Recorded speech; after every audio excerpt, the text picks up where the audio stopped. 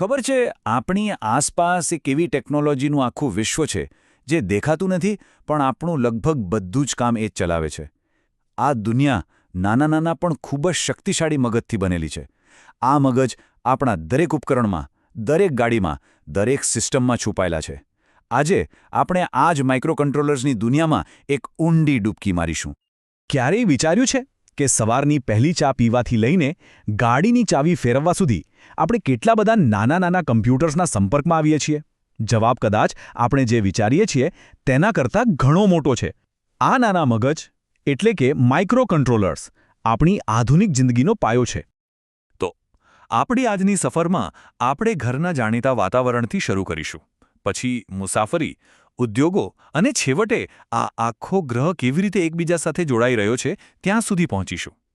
ચાલો જોઈએ કે આ નાનકડી ચિપ્સ આ બધું કેવી રીતે શક્ય બનાવે છે. ચાલો આપણે આ શોધખોળની શરૂઆત કરીએ આપણી સૌથી પરિચિત જગ્યાથી, એટલે કે આપણા પોતાના ઘરમાંથી. અહીં માઇક્રોકન્ટ્રોલર્સ એકદમ શાંતિથી અને સતત આપણું જીવન વધુ સરળ અને આરામદાયક બનાવી રહ્યા છે. જરા વિચારો, વોશિંગ મશીનને કેવી રીતે ખબર પડે છે કે કયા કપડાં માટે કેટલો સમય લેવાનો છે? કે પછી રેફ્રિજરેટર જે આપોઆપ તાપમાન જાળવી રાખે છે? આ કોઈ જાદુ નથી હો.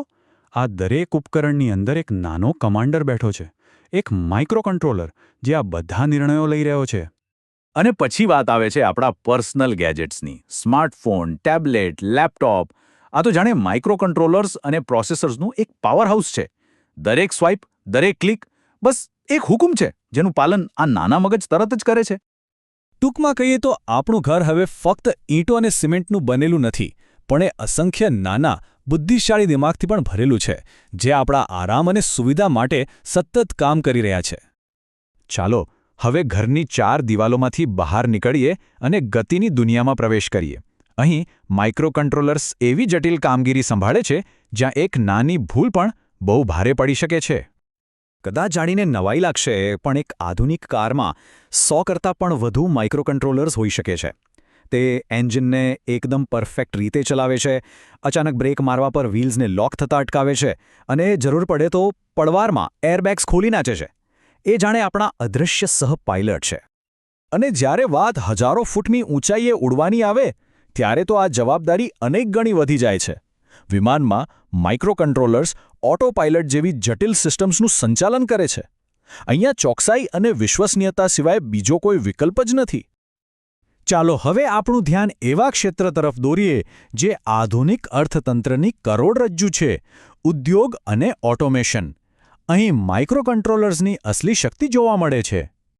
કોઈ મોટી ફેક્ટરીની કલ્પના કરો, જ્યાં રોબોટિક હાથોની આખી સેના જરા પણ થાક્યા વગર અને અદ્ભુત ચોકસાઈથી કામ કરી રહી છે.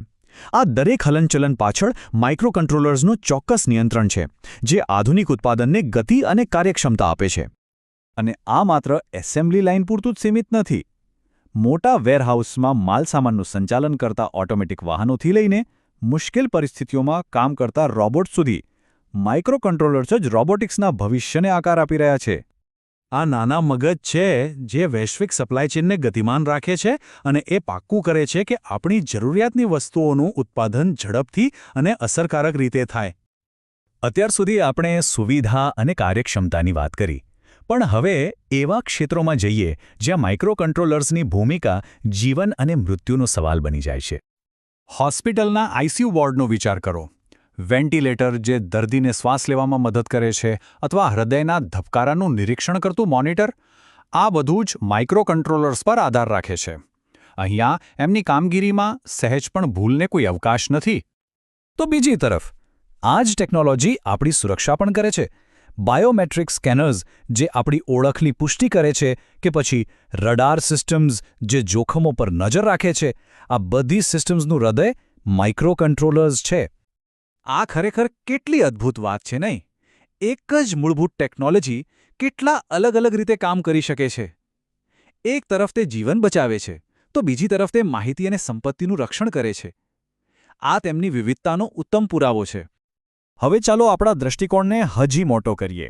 શું થાય જ્યારે આ બધા નાના મગજ એકબીજા સાથે જોડાવા લાગે? આ જ આપણને આગામી ટેકનોલોજીકલ ક્રાંતિ તરફ લઈ જાય છે. જેમ કે ખેતીમાં સ્માર્ટ સિંચાઈ સિસ્ટમ્સ પાણી બચાવે છે, શહેરોમાં સેન્સર્સ હવાની ગુણવત્તા પર નજર રાખે છે અને આપણને ચેતવે છે.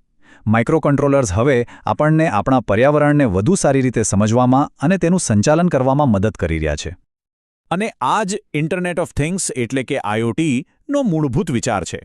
આનો મતલબ ફક્ત ઉપકરણોને સ્માર્ટ બનાવવાનો નથી, પણ તે બધાને એકબીજા સાથે જોડીને એક બુદ્ધિશાળી નેટવર્ક બનાવવાનો છે, એક સ્માર્ટ વિશ્વ બનાવવાનો છે. આપણે એવા ભવિષ્ય તરફ આગળ વધી રહ્યા છીએ જ્યાં આપણી આસપાસની લગભગ દરેક નિર્જીવ વસ્તુમાં એક નાનું મગજ હશે અને તે બધા સતત એકબીજા સાથે માહિતીની આપ-લે કરતા હશે. અને આ જ સવાલ સાથે હું આ ચર્ચાને અહીં વિરામ આપીશ. જેમ જેમ આપણી દુનિયા વધુને વધુ બુદ્ધિશાળી અને જોડાયેલી બનતી જાય છે, તેમ તેમ શક્યતાઓ અનંત છે. જ્યારે કરોડો નાના મગજ એકબીજા સાથે વાતચીત કરવાનું શરૂ કરશે, ત્યારે આપણું ભવિષ્ય કેવું દેખાશે, એ વિચારવા જેવું છે.